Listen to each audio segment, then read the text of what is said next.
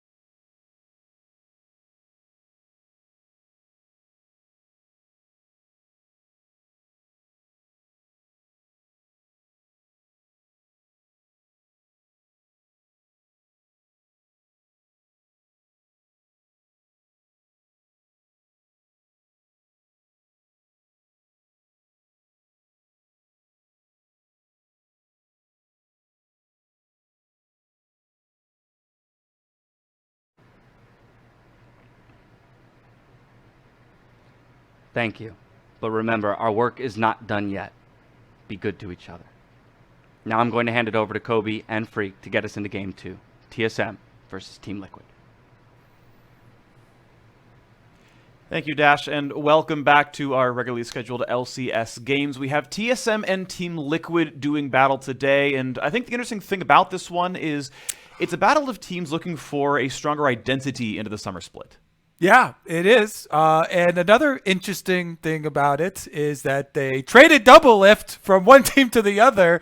Most popular player in the entire league, who brings with him so much. They've talked about it already, you know, the stats of Doublelift versus former teams after he moves every time. And both of these teams, like you're talking about, trying to find a new identity, because when Doublelift moves teams, he does change the way that teams play inherently, because he's such a strong laner. Has been best or one of the best bottom laners in our league for pretty much all the years that he has played in it. Plus some of the shot calling and how he views the game. So with him leaving Team Liquid, I did see a couple of interviews from some of the players talking about how they want to change it. And I want to see immediately, first game of the split versus him. What are we going to have? Yeah, I think it's going to be really interesting because, as you mentioned, yes, bot focus is very common and any team Doublelift is on because he's that good, and he is a high resource player as well. But we also know that Broken Blade tends to be a fairly high resource player as well. Like, he is someone who wants a lot of attention spent towards him if at all possible, and it's usually fairly hard to play around both top and the bottom lane at the exact same time, so that can be difficult. For Bjergsen's point, I actually think he has grown a lot as a player over his many, many years on TSM in North America, and I think he's fully capable of playing completely selflessly in to either one of the side lanes. I think he's going to fit into whatever style comes out. I'm curious what TSM wants to do overall. The TL one is definitely interesting though, right? Coach Jat coming in. I know one of the big things for him is he wants to talk to all the players and say, okay, what kind of style do you want to see? Exactly how do you want to see TL approach games? And I want to see what that style ends up being. Yeah. One of the interviews that I was talking about, Broxah specifically mentioned not wanting to be pigeonholed into being a bottom lane centric team. Now, in my opinion, when they are playing against Doublelift, and he had some targeted Doublelift tweets as well, maybe they do index pretty heavily on bottom lane because of their opponents.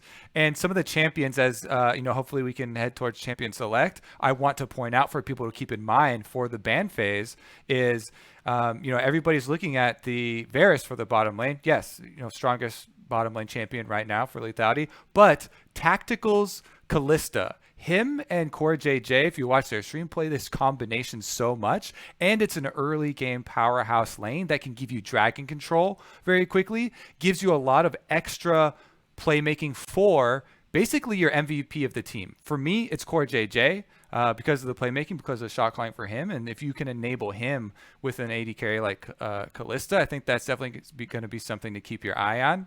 Doublelift also knows this, so we get into the mind games. Yeah.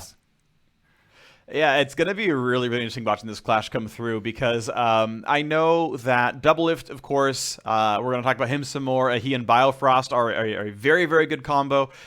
This was a duo lane that initially went 17-1 together on old TSM back in the day with Bjergsen, with those two down the bottom lane. That was Hanser and Sven Skaren back then. But hey, head coach Parth was still part of that crew. But this is counting the coach, 2/3 of the lineup that went 17-1. They were at the time arguably the most dominant team in LCS history.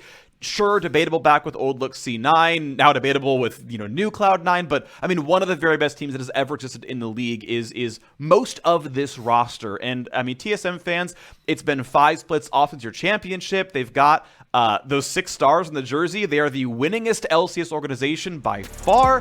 The history is still theirs. They've got a lineup that we know can work. Even back when Doublelift was first joining Team Liquid 2.5 years ago, he wanted Biofrost on that team. This was, a player that he absolutely loves playing with. They're back together.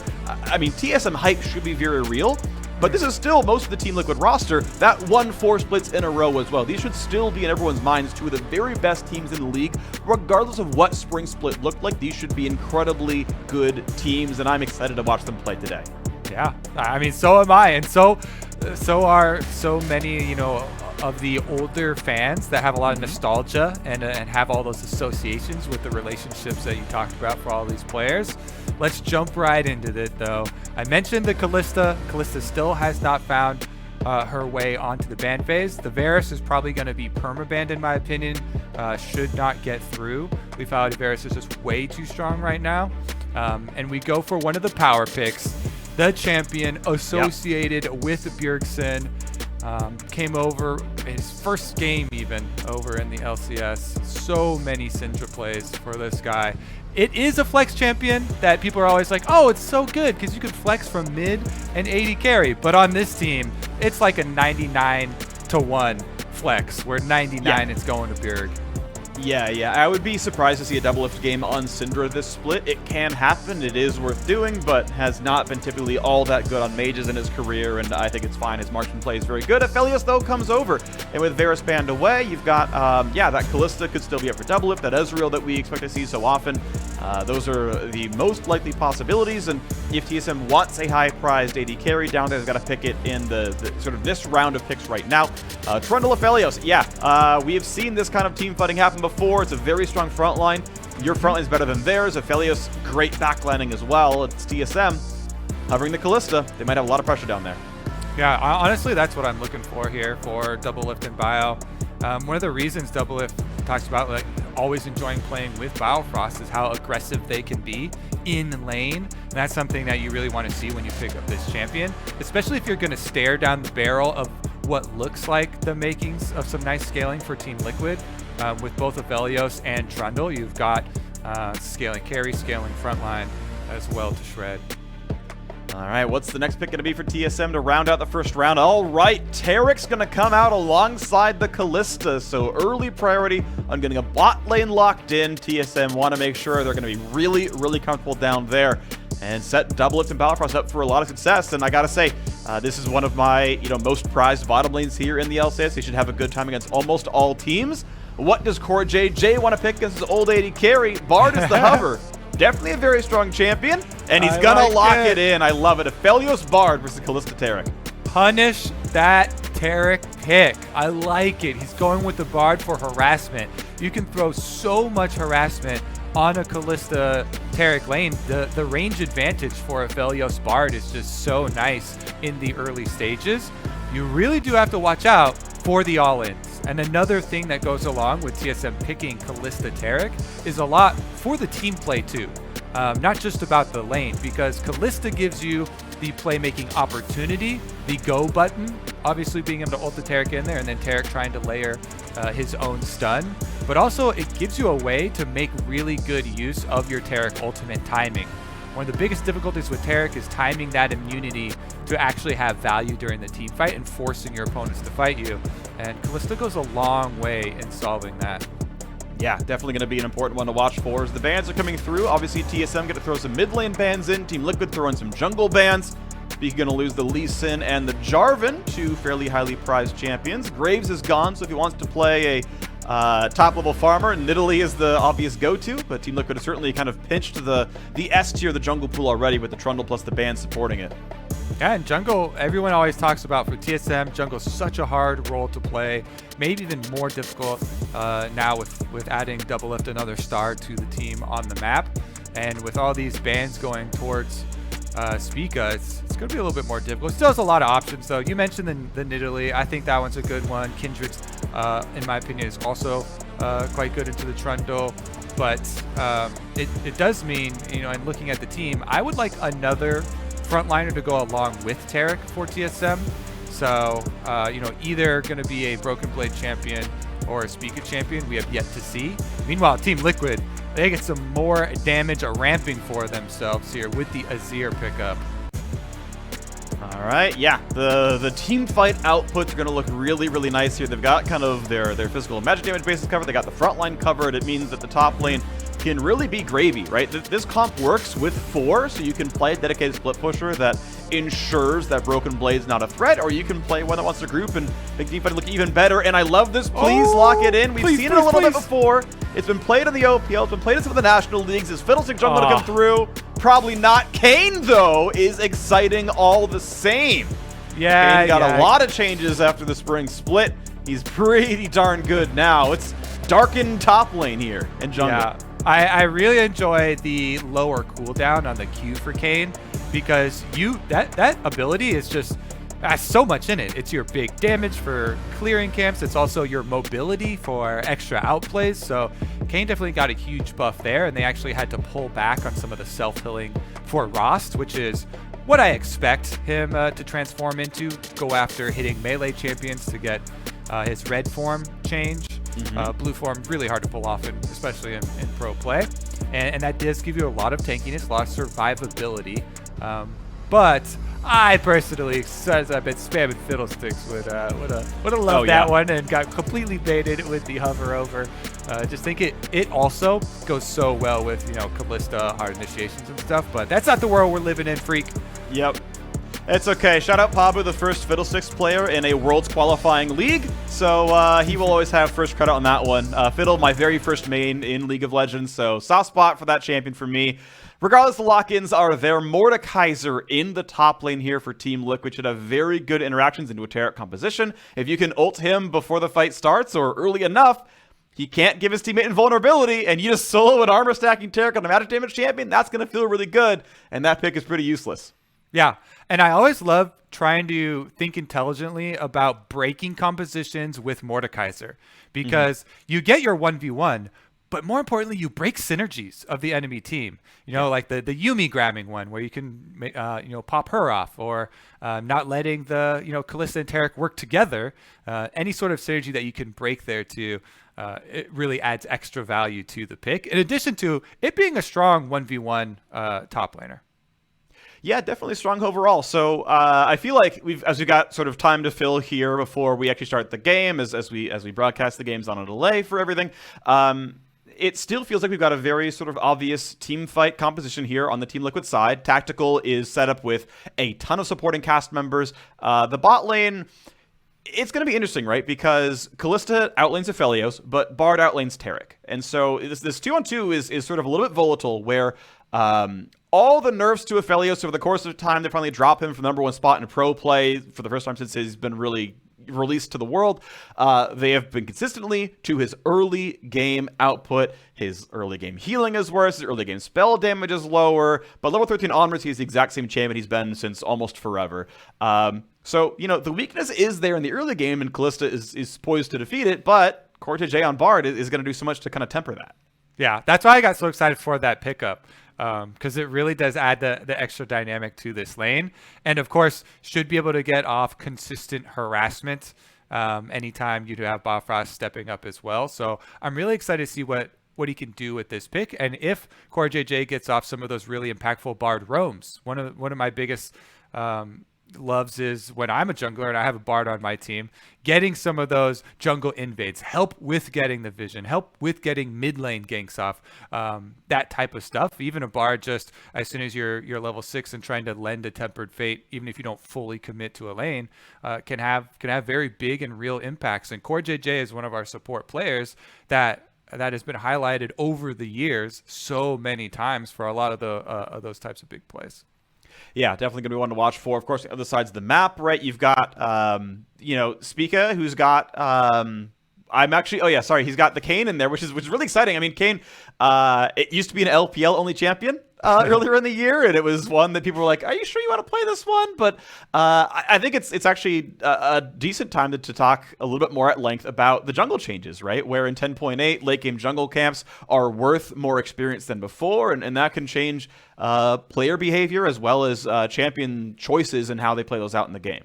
Yeah, and Kayn is very good at farming because of the Q that I mentioned. Like the Q buff is the single biggest buff that Kayn has gotten in so long, and it actually prompted that pullback little nerf that they did to Rost, like we were talking about. That is always going to be true, that his farming is better now, and like you're saying, it's in a world where that is good. Plus, if you're intelligent about getting the correct color orbs, trying to get your red orbs so you can get your transformation to have your CC for your knockup with your W, have all of this extra tankiness from the healing that you're going to get, then you become a very, very big factor in the team fights for your team, and it's this weird power spike that not a lot of other junglers have when Kayn gets a transformation. I kind of like how that changes the game and changes your choices and what lanes you're trying to go to as well.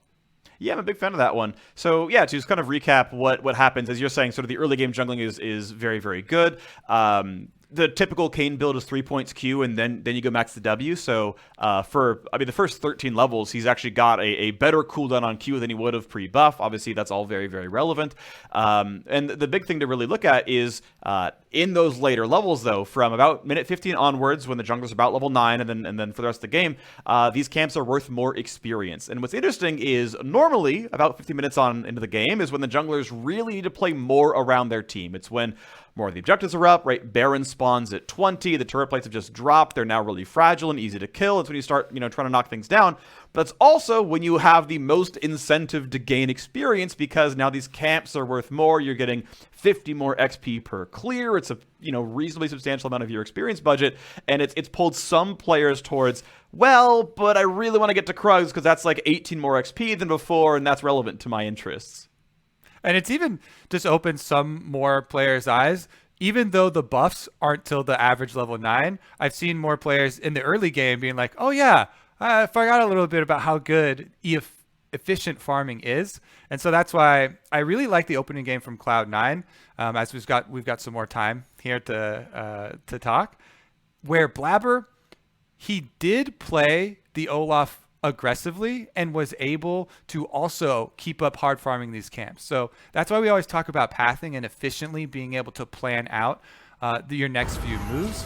All right, we're into the game. Forget that history lesson. Be efficient as a jungler, though. Time is money. That's all you have to remember. Always be killing something or placing wards. Hey, Broken Blade bringing the Royal Youth emote, his old team back in Turkey. Yeah. I love it. Bringing it over, bringing the swag into the LCS here. Has been a good top laner in his time on TSM so far, and one that is worth putting pressure onto. And again, it's my biggest question on TSM is how often does TSM play around top side versus around bottom side? Because Spica, realistically, as you're talking about efficient jungle pathing, honestly can't do both well. You can do both to a mediocre level, or you can do one of those lanes very, very well. And I want to see which one it's going to be, because both Doublelift and Broken Blade are worthy and really want to get a lot of jungle attention. And so that is a question for me. It's my number one question of TSM this split, is how that shakes out. The other question, of course, on TL is how well does Coach Jat turn Team Liquid around? 7-11 in the spring split was not a score line that a 4-time back-to-back champion is supposed to get. And the end result is a new head coach and a new AD carry, and Tactical taking over the reins down there. As the Wolves spawn, and Speaks have no problem knocking those down. Yeah, we can even talk a little bit more about orb generation on Kayn, because they've done so many little tweaks to it, and it's a little bit hidden knowledge from a lot of players. And so they've done a lot of little feel-good things, like you being able to build up this kind of extra orb generation if you haven't gone to hit a champion in a while. So it's ended up being a lot of players do this thing where, they farm a bit, then once it builds up a little, you want to go at least touch someone. And usually you want to touch a melee champion, because usually people are looking for the red form. And then kind of balance it out, go do what you need to do, keep up with your efficiency, and kind of balance that little bit of an extra objective. But I like that. Immediately, camera down to bottom lane, Freak. Yep, they're battling back and forth. Level 2 goes to the TSM side. CoreJJ did go Relic Shield, but end of the day, the threat of Kalista Taric hitting you means he, doesn't really get infinite time to auto-attack the minions. TSM gets the early push, almost perfect CS in the first 2 waves, but it's not going to turn into an all-in. With the red gun, the sustain on Aphelios is just absolutely absurd. The poke doesn't tend to matter. That stun's not going to mean too much. Core's reasonably safe. Obviously has the mana to put down some healing pads, and the level 2 for the bot lane on both sides is not much of an issue. TSM being able to take that brush control as well. Get a little harassment down there. Guardian proc denies some of the extra damage, but it looks like it will be a push-in, and they do have Trundle down on the bottom half of the map, so it should be split scuttle crabs as well. For Tactical and CoreJJ, they can rely on Broxah to get that protection for them on this half of the map. Because as we were saying in the intro, Doublelift is kind of a team warping and game warping player, which causes a lot more focus down towards that side of the map. So they'll be happy to get to that bottom Scuttle Crab for themselves as they look at their old teammate. Well, nearly the stun landed there from Bjergsen, putting some damage on towards Jensen, but overall going to be okay. Broxah wants to head down to the bottom side. This is a fairly standard Trundle path and also has gotten around the ward. So here comes CoreJJ walking forward. TSM knows to be afraid. This kind of bleeds a bit of info that Trundle might be down there. Well, going to knock down the ward. Can't quite get it, so that brush is controlled. Not anymore, though. I'm 90% sure that Broxah was seen on the ward up by mid lane by the ramp. That died a little bit after he passed. So I'm pretty sure there was, just the bottom lane of TSM seeing that transition on the minimap and then utilizing that information. So good job by them and good job by the communication of the team. Broxah, I know specifically, was like, hey, Doublelift, good luck today. Hope you meet me in the bottom lane soon. Top side, though, he's made a switch. Big fight. Broxah still going very, very slowly, right? He's not coming forward to land a pillar. He's not doing much. He's there to make sure there's no kind of dive from Spica. There isn't. He's going to walk on his ward, though, and knock it down. Is spending some time up here, though, right? This is about, 20 seconds or so used. That was not on Krugs, was not on Raptors. Not saying it's wrong by any means. Covering your laners is obviously very valuable. Broxah, obviously a very, very smart player, but that is how he chose to spend his time. Now to this one. Flash, though, used by Tactical. Sorry, our other side. I see TL, and I'm like, wait, where's Doublelift? And I'm just wrong, but Tactical doesn't flash away from what would have been a Biofrost flash stun as they try to summoners down there. The Spica gank doesn't amount to much more than just that, but it is now a flashless Aphelios, which is a gank target. Yeah, and honestly, a flash burned on the Aphelios is very valuable here for this team. I want to note something that even though Team Liquid had the Scuttle Crab, because Kayn is so mobile in the ganks, Spica was able to go over the back of the Dragon Pit and then even use the Q to jump over the little nub of that wall to avoid the vision on the Scuttle Crab. Still did get seen by the ward when he was a little bit closer, but that extra little distance allowed them to threaten Tactical that much quicker and actually burn the flash rather than them backing off instantly. Speaking of small advantages, I got to point out what Core's doing right here. He's stopping the recalls. He's going to let Doublelift go back. So Doublelift gets to finally recall, but notice that Tactical got a BF Sword recall, which is like the ideal first back, right? Get that BF Sword, get back in the lane. That's your first power spike if you can get it. CoreJJ stopped Doublelift's first recall, and he stopped Biofrost's second recall. He spent his time to try to prevent that bot lane from being interesting on the TSM side. So this actually gives more time than normal for Tactical and co to get some pressure down here. They're not going to get too much poke down, but it is going to delay some of Doublelift's farm. Okay, Scribe's Bloom also used here over the Dragon, and they will finish off any of that extra vision that TSM was able to leave behind since Tactical is on the BF Sword and CoreJJ pushing up with him. They feel safe with this. Mid lane looks about 50-50, and Spica's on the way for a possible contest here. No, it's not in the pit anymore. Goes to the wall, sees what's happening. Smite is up on both sides. Level 5 for both junglers here as well. Is the fight going to break out? Almost in Smite range. He can't go in anymore. Easy Smite picked up, and here comes the engage. A knockback. Bjergsen's not going to get away. Or not going to get killed as he flashes away. Right, he gets 2 flashes there. Biofrost now in a lot of danger. He had flashed to attack the Aphelios. No way out. First blood comes through. Another TSM player comes out for CoreJJ. His second as Doublelift is rooted, and No also has to flash out. Spica on the chase. Broxah could be a target. Bjergsen has his ulti, has the chance at a stun. Big damage on Tactical, but he stays alive. Gets the root back into Bjergsen. The slow comes through for CoreJJ. There's the teleport. Impact says mid-die and picks up that one. Now Broken Blade is running around, but he's going to do his very best to kite. Death Realm finally winds down, gets pulled right back into the squad. They cannot kill him, though. He's able to slink back to his turret. But look at that. Team Liquid up 1,500 gold. And Broxah with the force on the Dragon, having the extra push from the bottom lane there with Tactical and CoreJJ, interrupting the backs, keeping the minion waves pushed up. They got a little bit of extra time to go burn that Dragon down. Broxah's able to heal so much off of smiting and executing this Dragon because Trundle heals that percentage of health of things that die around him. So that gives Jensen the prompt to go in. He gets double flashes. Spica and Bjergsen get burned, and then CoreJJ's Bard. Magical journey right on over to Doublelift's new support. and they're able to take him down. Broxah then able to get out with the extra speed and flash here. And as you know, Bjergsen then overcommits on it, trying to take down Tactical because they know that he has no flash, but he has the heal to survive the Syndra burst, and since Impact is able to teleport in right after the snare from Tactical lands, that is going to be an extra kill given over to Team Liquid.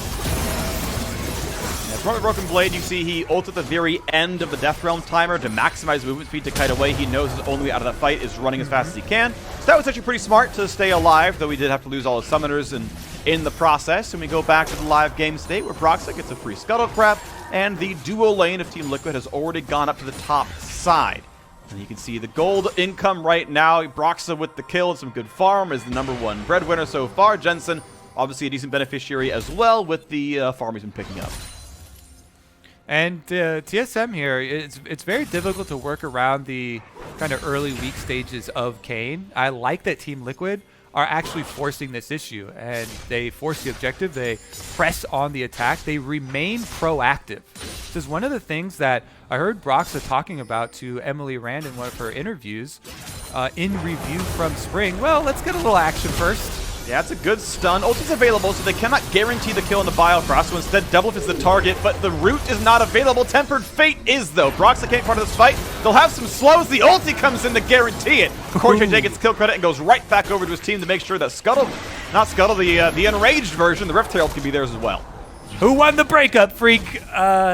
So far in the first 10 minutes, it seems like Team Liquid winning the breakup with Doublelift as they are able to take him down once again there and rack up another objective on top of it. First one was Team Liquid forcing objective, taking the fight afterward. Big pick there with CoreJJ on the Magical Journey. This time around, though, you started off with the kill. So much easier to pick up this Rift Herald and then quickly transition into some more turret plates here. Tactical and CoreJJ just mining that gold away right off the turret. Yeah, a lot of this honestly does feel like Broxah difference. This is the jungler that Team Liquid wanted when they picked him up in the spring split. He didn't quite have this impact almost the entirety of the first half of the year, but you can see he's been very aggressive. He's getting a lot done. The gold lead kind of given over by their first kills. The Herald now showing up now as well, really getting a ton of gold over to Tactical, and it feels like he's having a much better Summer Split so far. Yeah, okay. So that reminded me. Let me just finish the little 2 points from the Broxah interview. He specifically mentions wanting the team to be flexible, be able to play off all lanes, which is kind of generic. Pretty much all players say that. As they say, nice stun off CoreJJ onto the wall. They kite back from the Biofrost stun, and then Doublelift overextends right next to a red-white gun Aphelios, and Tactical with the Shuriken is able to take him down. But the other thing that he also mentioned is Broxah, when looking back at Spring, he kept on seeing points in their games in his review of why are we not taking this fight? Why are we being so safe? Why are we not being proactive in our attack? And even looking at his own play. So happy to see here that this self-reflection has been realized in game already, and they're making a lot of moves. That being said, TSM now pushing back, getting some turret plays of their own. All right, Spica now in this fight. Great stun on an Impact, who is alone in a 1 versus almost 3, but seemingly not a lot of threat onto him, so he's going to be just fine knocking these down. Broxah getting some alone time in the bottom side, though. Aphelios solo push against this Aatrox with an equal level situation. Going to get a no-problem Mountain Drake pickup. Impact probably going to turn as best he can. Obviously is bleeding some plates to have been taken down up there already. But Broxah will finally cement this advantage, and that is 2 Drakes in for Team Liquid. Yeah, it's a dream scenario for Trundles to be able to play a lot of PvE early, just whacking away at some of these dragons, these neutral objectives. And he's also had a very good impact on the ganks that a lot of these plays have been set up by the utility from CoreJJ's Bard. So really good use of these champions that Team Liquid were able to draft and kind of playing to their strengths. Meanwhile, there's CoreJJ roaming down to bottom side while TSM are setting up a play mid. All right, pushing forwards. Decent damage to the ulti, forcing the flash out of Jensen. Was afraid of getting stunned out by the Taric and has to run away, but this now means pressure onto the mid lane. TSM haven't killed a turret just yet, but they're getting a lot of plate gold off of various lanes. 2 in the top lane, at least 1 here in mid, but they're going to back off after those auto attacks as the gold goes over. TSM getting a bit of money, get the game a bit closer, but they are still down 3,000 in this one. Yep, they're still within striking distance, and some things to rely on coming up here for TSM. You know, all is not doomed yet. You still have the transformation power spike to look forward to with Spica. You still have the playmaking of your Kalista Taric teamfight possibility, and your Syndra is about to hit level 11. So once Bjergsen gets rank 2 in the ultimate, you have so much more threat. All that being said, though, Team Liquid, this is their game to run. Yeah. They've got a completely open bottom side. They are already dragon stacking at a very quick pace at 14 minutes, and should be able to set up for an easy consecutive third one to be able to force that Dragon Soul point. So I really like Team Liquid's position. Well, second turret goes down. All the plates picked up on both those turrets now. TSM sadly only on a few plates themselves, not able to push it any farther in the top lane. As plates drop, that turret stays alive. The gold lead grows to over 4,000 as Team Liquid are handily in control. As you mentioned, not past the point of no return. Certainly winnable for TSM, just an uphill battle as they wait for these power spikes to come through. Blue buff going to go over to Bjergsen. That'll help a little bit as well. Luden's Echo is done, so he's got some decent damage. But Tactical, so far, no defensive stats, right? So as soon as Bjergsen hits level 11, gets that rank 2 ultimate, the chance at trying to kill Aphelios is there. There's not a ton of peel on the Team Liquid lineup. Yes, you can point and click heal from the Bard, but it's not that strong overall. He's gone for Shirelias as more engaged power. No, Redemption or Athene's Unholy Grail or other, big healing ticket items. So, potentially backline access can happen, and TSM can find their way in that way. Yeah, I think it's really important that they get Spica his transformation for Kayn, because Kayn is actually very difficult to peel. Even for somebody like Mordekaiser, who can ult you and literally take you out of the fight, Kayn's own ultimate is a good answer, because once you're inside with Mord, then you ult him and you kind of waste more time and wait out the duration there.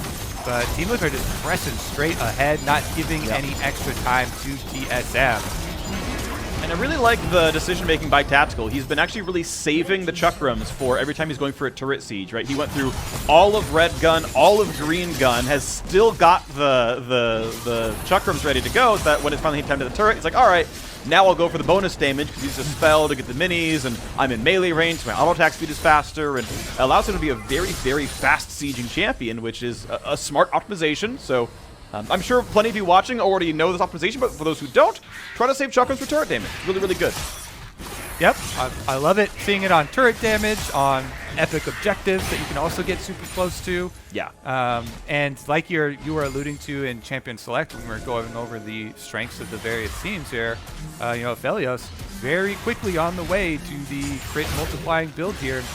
Stun does land on CoreJJ. Big damage, forces exhaust. Ulti comes out. There should be a 3-man root, and here comes the re-engage. A stun on a Broxah. Kayn over the top. Gonna get some damage, but Spica is going to drop right away. Taric comes down. Biofrost gets 4, and they get a kill into CoreJJ. TSM is on the board as it's going to be Doublelift killing his old lane mate. Biofrost, though, stuck in the Death Realm. Not going to have an easy way out of this one, and he's going to drop to Broxah. TL win another fight and kite away. See what they can get after it, because the Rift Herald is up. Jensen and Tactical should be able to control the minion wave by themselves, so 2 objectives for 1 after the victory in the team fight here. 2 kills for 1 as well, and Team Liquid, can they finish it off? Not with the last minion quite there. Syndra's very good at trying to stuff some of those low minion count pushes. They will be able to get the Rift Herald. Herald's going to be no problem at all. The Drake is up in 6 seconds, and Broxah probably just walks his way down to fight for it. Now, the one positive thing for TSM is that TL mostly did not get to recall to buy new items on everybody, so some of that gold is not being spent, and TSM are there right away. Spica over the wall, double up the same. Down to 2,500 health. CoreJJ doesn't have ulti to delay this, goes for a stun, but this should be a pretty easy smite, and it's going to be picked up, so at least a Drake on the board, but now can TSM kite away? As CoreJJ is a little bit in the front of the pit. Nice knock-up out of Jensen. Has his ulti on the Azir. TSM chooses to not take the fight. Broken Blade can jump the wall as needed. And it's going to be TSM with a nice play. They get the Drake, they get out, and nothing bled. Yeah, I really want to compliment them, even though they are behind, taking that opportunity when the teleport is down on impact, so they know that they can actually break the dragon stacking. Here's another look at how it started, though. for Team Liquid, actually turning this around onto Bjergsen. Another great route here from Tactical. Keeps them in range in a dangerous scenario. And since Spica has not been able to get the transformation on Kayn, even though he goes in with the ultimate, he's so squishy when he comes out, they immediately take him down. And Team Liquid are able to fight that front-to-back style they want to with a Ward Trundle front line here, pushing TSM back. An untransformed Kayn is not an equivalent front line there. There's not a lot to work off of, and since they can't get the timing down with the Taric ultimate, with the tragedy there, there's nothing for them to really fight on.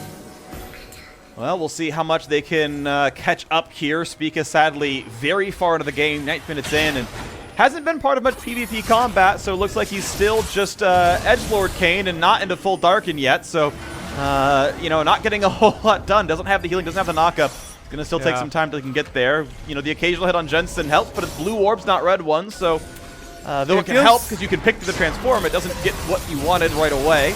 Yeah, it feels so bad when you get your blue orb transformation and you're sitting there and you just really want to click it. And you're like, I just want some power now. But you pretty much got to wait the extra time here for the red one to actually come up. And looks like that's what they're opting to do since they're in a losing power negative situation anyway. Yeah. I can't imagine him actually assassinating Tactical here. His items are a bit behind on level 10 right now. Some bot lane pressure coming in. Tactical takes up the sniper rifle and starts shooting it down. 1/3 HP left into this one. Here's the TP flank, though. This is maybe the fight. Good damage early on, though. TSM's at about half on a few members. Here comes the engage. Looks for the stun. Not going to find it. Huge deals. Tempered Fate locks down 3. Re-engage eventually towards Spica. Good damage. Puts him at 1/3 health. And now Broken Blade is forced to flash away from the almost Shurima shuffle out of Jensen. But that means the top laner is nowhere to be seen until you'll have an easy 5v4 in the bottom lane. More poke. Not quite going to land. The recall safe from Spica. Just barely goes back to base. And now here comes the fight. Doublelift just gets deleted off of the map, and Team Liquid going to take down their 6th turret of the game. Really like the delay on CoreJJ's Bard there. He hits the Bard ultimate, which buys time for the teleport for Jensen to join the rest of the team. TSM knew, like, all right, we got to take this opportunity. There's, you know, this extra few seconds advantage we'll have before Jensen can teleport down to Team Liquid. They can try and have a flank from Broken Blade, try and have a 5v4 team fight start. But with a Bard ultimate, catching that many members of Team Liquid, they can't press forward. Jensen's teleport does arrive, and they basically just turn on the flanker. Then Broken Blade is left by himself out there, gets 4 members to drive him down, and he has to flash out the other end, just completely putting a stop to even the small hope that TSM had there. All right, well, Spica put in the death realm, but can't go any farther than this spot right now, and TL are grouping up to knock him down. Pillar's in a bit of a slow. There's the ulti, and Broxah just brings him right back into danger. Spica runs for his life, and with a stun from Bjergsen, might just live. And just barely, yes, gets away, so TSM will keep the jungle alive. But it is still a colorless Kayn, and that's going to feel really bad. You got some extra orbs out of that one, but Team Liquid might get some extra purple out of that one as he's so low he actually can't afford to go back. Team Liquid will start this Baron up. They've got everything in their favor, forcing TSM to come to them. Yeah, good luck with this one. I guess the steal is possible. It's going to get picked up, though. That's Baron Nashor slain. And, ooh, that is already Kayn dropping. Spica wanted to steal, could not do so. It's time to run away. Double flashing over the wall. Then he flashed over 6 minutes ago. And already Tactical is here to kill his old teammate. Says, I'm in the starting roster now. Enjoy picking up more losses, buddy, as Biofrost is running for his life. But here it comes. The chase is in, the slow is landed, and there's not a lot you can do. Another kill picked up here for Jensen. Team Liquid absolutely crushing this game. A stun and impact will keep Bjergsen alive for a few more moments, but TSM's base might not suffer the same fate, as this is going to be it getting pressured right now. The wave's coming into the mid lane. Yep, with Baron buff, I bet they just lay devastation here to the TSM structures. Looks like they're already sending impact over to start up the dragon to pick up where they left off, since TSM did slip in to break the dragon stacking, stealing away that Cloud Drake off of the reset. It is going to mean that there is a possible Dragon Soul coming up later for Team Liquid if they're unable to finish this one off. They still have almost 2 minutes left with the Baron buff for another push here, even after Impact is able to finish the dragon and get his recall. All right, got a couple of angry cat faces. Maybe for Kobe one day, just sadly not today. Ah! Yeah! Quick recall comes through, and yeah, Team Liquid have almost everything they could ever need to win this game. The Spikes come through. Phantom Dancer in for Tactical ensures that he's going to stay even safer against backline damage, and this is going to feel really comfortable. Hot topic, Freak. Tactical here doing really well for Team Liquid, as is the entire team. And they seem to be faring just fine after the star player's departure. Now with the Bard ultimate hitting Broken Blade, see if they can get the pick. They get some damage. They get almost a slow. They force him to hop the ulti, which is not the worst thing ever. And with him not able to fight, they're going to knock down the bottom inhibitor turret. That one is gone. The inhib itself likely not to be defended. Some poke, though, not bad. Broxah chunked a little bit, but still not going to stop the siege. Inhibitor falls. All right, 2 inhibitors down. Baron buff up for another wave and a half here as they can try and rotate up to join Impact. Jensen going to finish off that last minion wave, and then all you have to do, sweep everybody up close to these Nexus turrets, keep the buff on the minions, and they will do a lot of work for you. Gosh, Spica just cannot do anything. He's finally a red Kayn, but his health bar is as red. It's time to run away. Biofrost gets the shield, and it's not going to be enough. Tactical, unstoppable. Another kill to come through easily. There's the double over there. Impact has to kite away a little bit, but the turrets are falling all the same. TSM in under 25 minutes are about to lose their base. Team Liquid pushing it aggressively. What kind of team do you want to be? A winning one, and you have to believe as they knock down all these kills. One finally on the board for Kayn. A bit of vengeance there, but in 25 minutes flat, the Nexus falls, and Team Liquid are back to taking nades. 25 minutes, Freak. Yeah. We had 2 very strong victories here back to back. This one, not quite a perfect game, but Team Liquid with a vice grip on that game. Since the very beginning, that first Dragon Force by Broxah, did get decently low during it, but with the extra timing, with the pushing of their bottom lane, they decisively pick up the objectives. They chase down the kills afterwards, and this team looking very focused. Yeah, they really are. And this ended up being a game that was certainly teamwork-based, to be clear. On a KDA scale, it was Tactical who was the highest when they were sieging the bottom lane. Probably throughout the rest of the game, but I wasn't completely certain. 100% kill participation, 0 deaths. He was a flawless Aphelios as far as I'm concerned. You give him a path for being down CS. You're against Kalista. That is expected on the matchup. Tactical, so far, 2 thumbs up for you down here. And TL, so far, with the new lineup, with the new coach, are looking like a very good team. Looking like what you expected at the start of the year with Broxah. Yeah, honestly, I thought it was really cool, hearing him speak about what he wants to do, and then you see them realize that on the Rift. Always definitely some inspiring stuff. Excited to see where these 2 teams go, as all the teams, coming out of summer are putting a lot of what they've tested in the off season into practice here, and you try and get some real data back, in the actual competitive environment. All right, well, so far, so good for Team Liquid. We're going to step away for a break. We'll be back with more after that.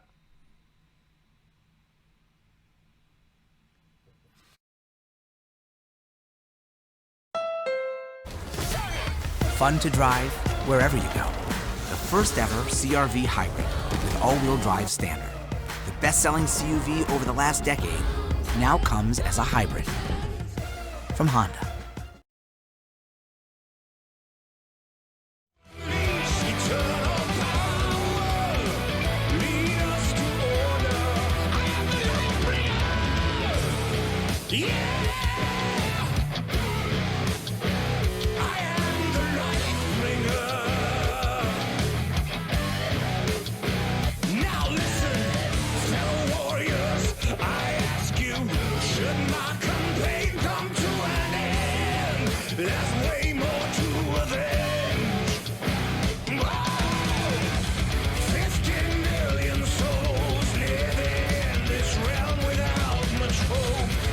Too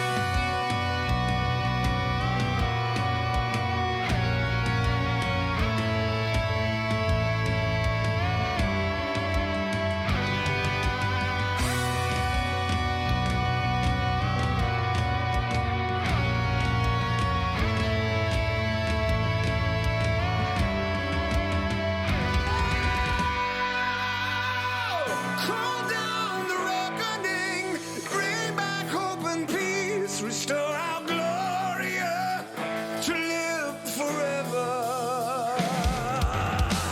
Call down the reckoning to bring back hope and peace, restore our glory to live forever.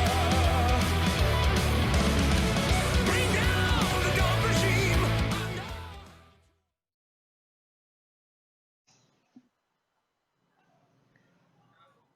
Welcome back, everyone, to the LCS. We are hot off our first game of the day where Team Liquid defeated their opponents in TSM. It's summer 2020 AD after Doublelift, Jensen. So how does it feel to take down your former teammate that, well, was so outspoken on wanting to take you down? Honestly, completely forgot Doublelift was on TSM until after the game. I don't know. This kind of just reminded me of a scrim. Like, it was pretty straightforward and pretty easy game for us. Well, speaking of that straightforwardness and easiness, maybe some of that has to do with the time you spent with the roster, because last time we spoke at the start of last split, you and Broxah, hadn't even started playing yet. So how are you feeling now that you have some time to build that synergy with your jungler? It's been pretty good getting to play a lot more with Broxah, especially with like the new lineup. We've had a lot more time to really gel together and just work on our synergy a lot more. So yeah, everything is going pretty great for us right now as a team as well. So you say you forgot that Doublelift was even on the Rift there, but Tactical made sure that people did not forget he was there. So speaking of him as the newest, now consistent addition to your team, with your veteranship, does that play a role at all in bringing him into the fold? I'd say so a little bit, but I think he's like a pretty smart player for a rookie. So I think he knows what to do himself most of the time. I'm sure spirits are high for all of you after that victory, but we have to face it, last split was, the lowest point for Team Liquid in recent years. So to the fans that are probably now invigorated after that, what do you have to say to them? Well, this is I guess our redemption split where we, attempt to bounce back from a rough split. So, I just hope we can turn the ship around because, last split was really rough, and I don't think any of us ever really want to experience that again. Now, I have to ask this on behalf of myself, the fans of the broadcast who are also curious. Jet, he's your head coach now. Come on, give us the details. What has that been like?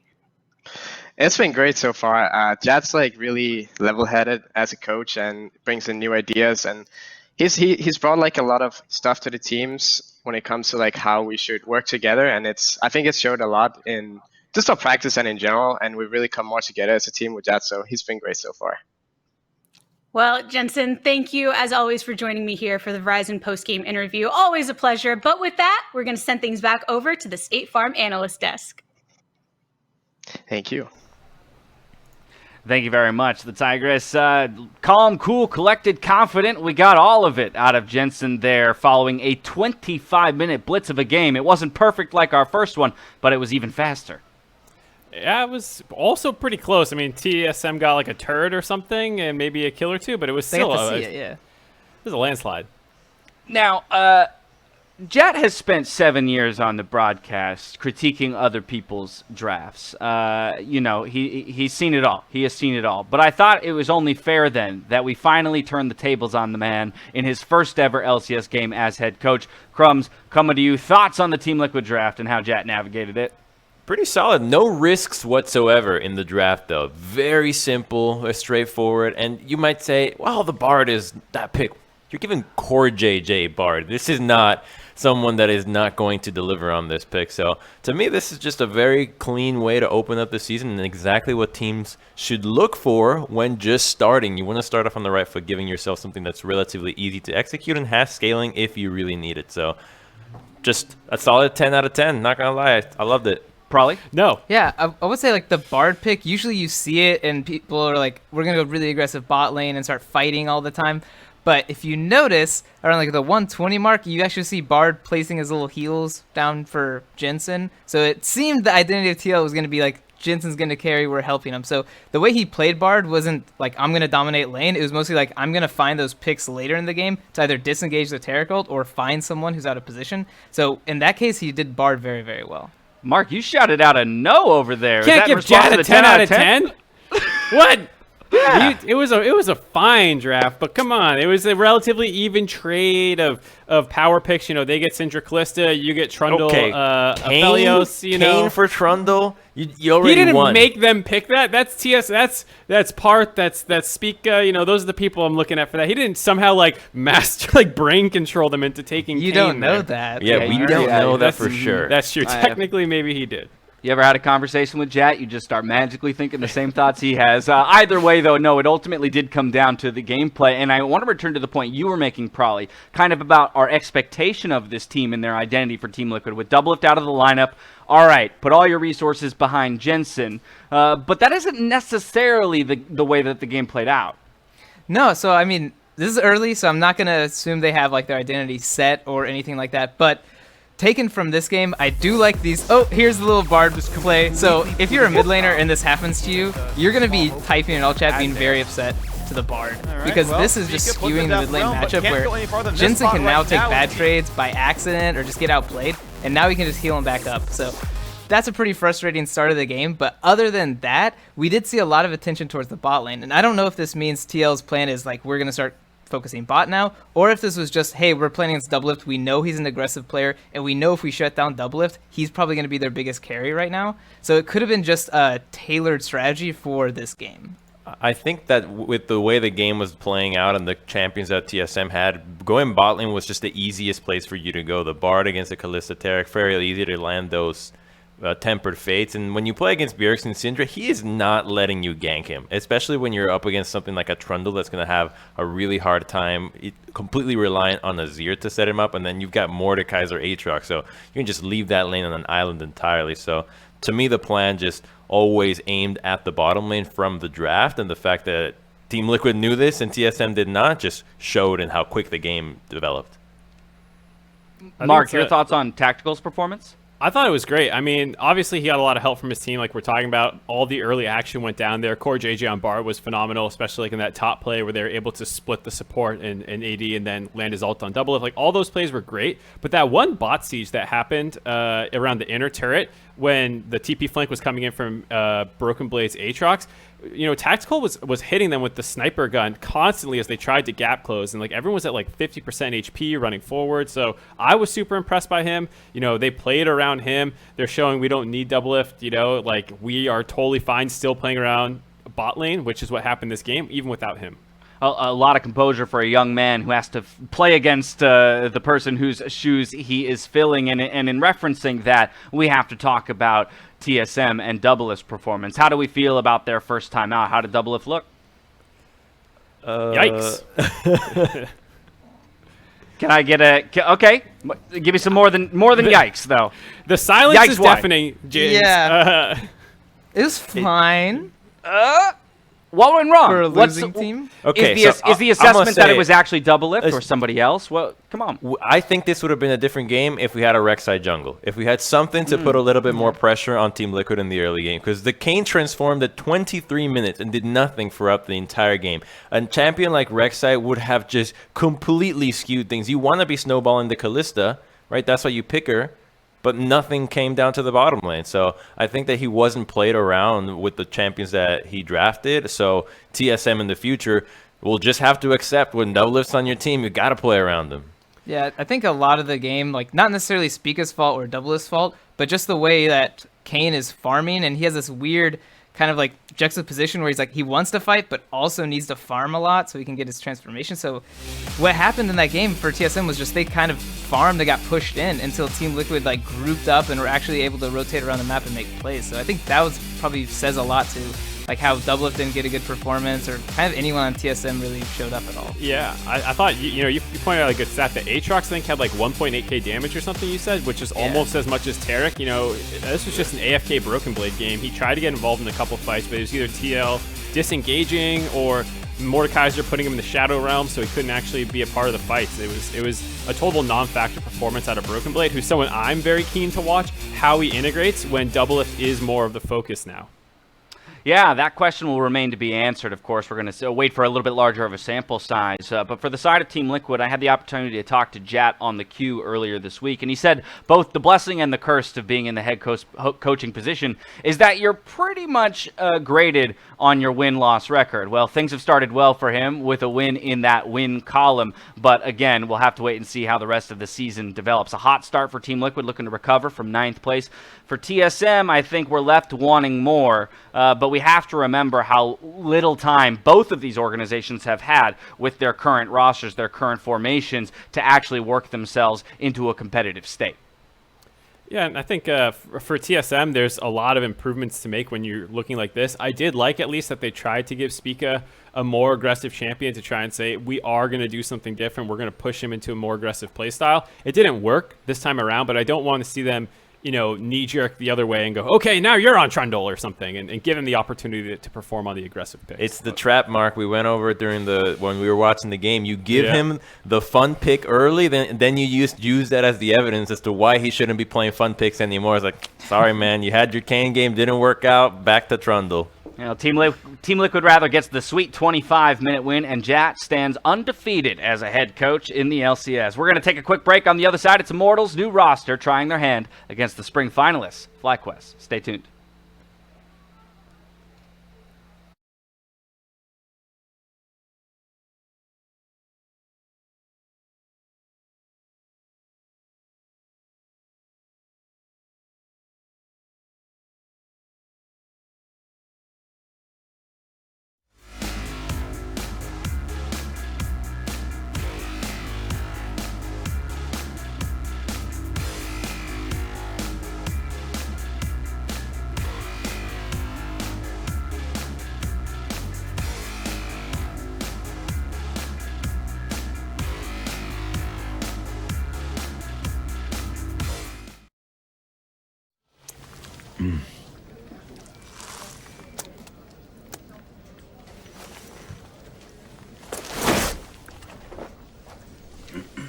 Like a good neighbor, State Farm is there.